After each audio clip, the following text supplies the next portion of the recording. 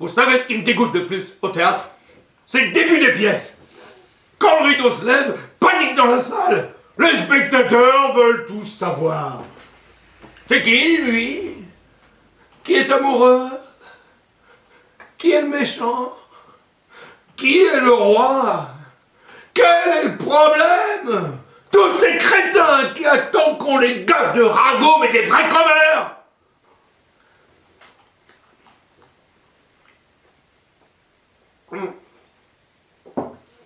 Et l'écrivain de théâtre, il doit nourrir toutes ces andouilles. Mais attention, tous ces ragots qui permettent de suivre la pièce, il doit les amener dans des conversations.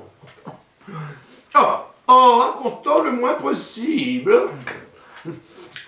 Et en s'arrangeant pour que ça paraisse naturel. Je vous en foutrais, moi, du naturel. Avec ces abrutis qui veulent tout savoir à toute vitesse, je vomis les scènes d'exposition.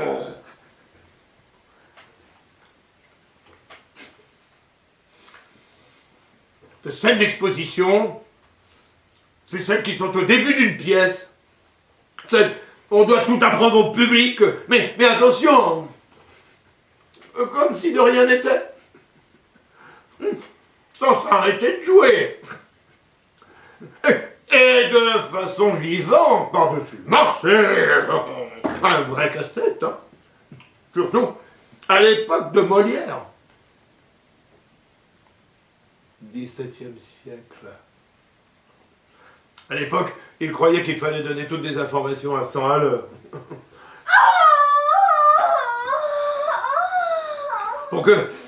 Pour que la scène d'exposition soit rapide, vivante et d'apparence naturelle, les écrivains du XVIIe siècle tortillaient du cul. La plupart du temps, ils vous torchaient une scène de discussion, toujours sur le même moule, où l'un des deux savait tout, et l'autre était un ignorant qui posait des questions.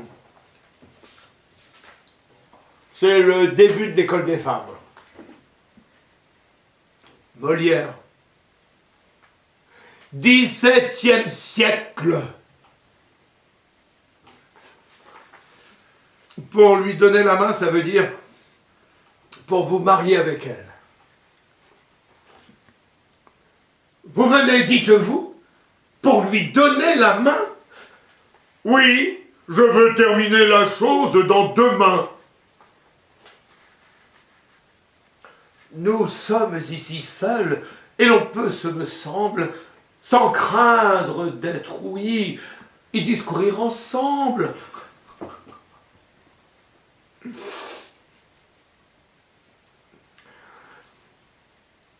Comme Molière ici, pour que la discussion soit moins longue et plus vivante, les écrivains fabriquaient ce qu'on appelle, pour faire savant, un début in medias res. Un début in medias res. Un début in medias res. Semper adeventum festinat, et in medias res non secus ac notas auditorem rapit. Horace, vers 148 de son art poétique.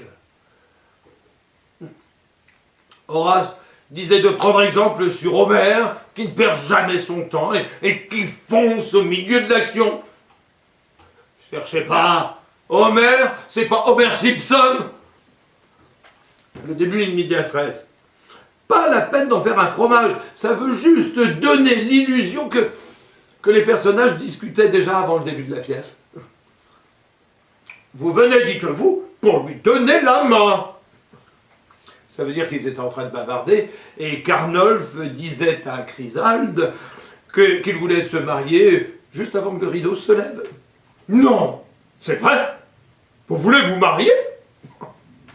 Ça permet de se passer des salam comme « Bonjour, vous allez bien? Oui, et vous-même? Quel temps? Ça, pour du beau temps, c'est du beau temps. Au fait, vous connaissez la nouvelle? Janine! Poussin. C'est le commencement de Tartuffe. De Molière. 17e siècle. Ça fonce parce que, pour une fois, Molière n'est pas trop nul. En quelques lignes, on apprend tout sur la famille d'Orgon et sur les rapports de parenté. C'est un début in medias res. C'est-à-dire en plein milieu de l'action. Hein? Ça paraît naturel et vivant parce que la belle-mère pète un câble. Appelle ta belle-sœur. Simone! Tu veux que j'appelle aussi la voisine? Pas la peine. Je Simone! crois qu'elle a mieux à faire, la voisine.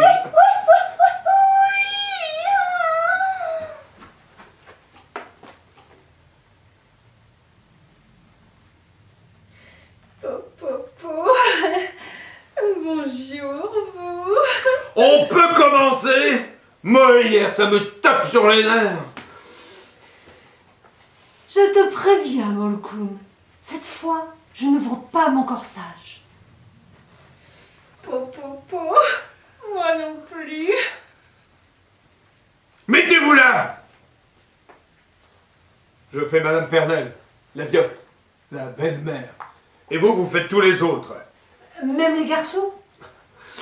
Faites pas attention pour le début. Madame Pernelle parle à sa servante Flipote. Flipote n'est là que pour se prendre une paire de baffes quelques minutes plus tard. Elle ne reviendra pas de toute la pièce. Ça ne devait pas être un problème pour Molière de payer ses figurants. Allez, remets-vous, on commence. En voiture, Simone! Allons, Flipote, allons! Que deux, je me délivre! Vous marchez d'un tel pas qu'on a peine à vous suivre. Laissez, ma rue! Laissez! Ne venez pas plus loin! C'est sans doute une façon dont je n'ai pas besoin! Ça veut dire quoi, ma bru? Sa belle-fille, Bécasse! L'air de rien. Ça sert à faire savoir aux spectateurs qu'Elmire est la belle-fille de Madame Pernelle. Paf! Première information. De ce que l'on vous voit, envers vous on s'acquitte. Mais, ma mère, d'où vient que vous sortez si vite? Molière insiste.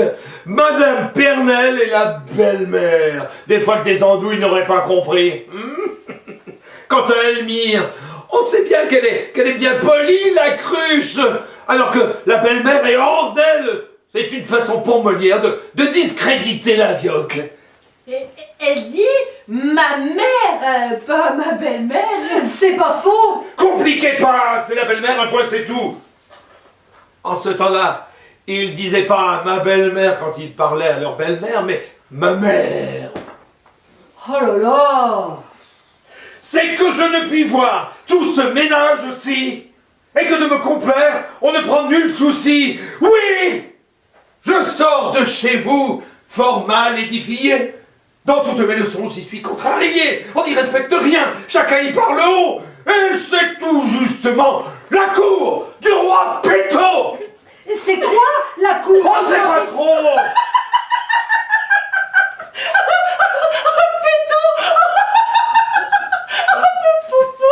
Quoi?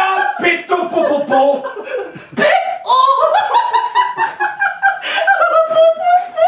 En tout cas, la maison d'Elmire est dans un beau désordre, comme ta cuisine. Et la vieille n'est pas à prendre avec des pincettes. Troisième information. C'est quoi ce bruit? On dirait... Eh ben c'est à vous, c'est pour aujourd'hui ou c'est pour demain? C'est à moi. Qu'est-ce que j'ai le trac? Mais tu peux le faire, Simone. Tu peux le faire. Allez. En voiture, Simone! Vous êtes mamie, une fille suivante, un peu trop forte en gueule, et fort impertinente. Molière vient d'apprendre aux andouilles que Dorine est la fille suivante. Troisième information. C'est quoi une fille suivante? On sait pas bien non plus, mais elle est plus gradée qu'une servante. Elle a le droit à la parole. Vous vous mêlez surtout de dire votre avis. Oh, Popo, ça me rappelle quelque chose.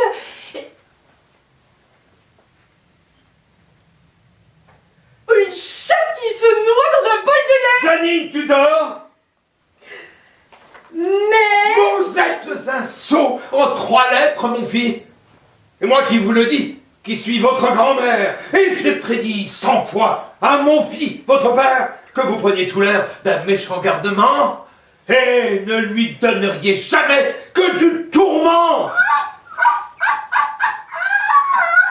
Une chienne qui s'est tordu la queue. Alors là, Molière a un problème du même genre que ma mère pour ma belle-mère, apparemment. Ces cornichons disaient mon fils à leur petit-fils au XVIIe siècle. Alors, Molière est obligé d'ajouter c'est moi qui vous le dis qui suis votre grand-mère, qui ne sert absolument à rien d'autre qu'à expliquer au public les liens familiaux. Dany, ça doit être débile, il sait quand même qu'elle est sa grand-mère, la vioque.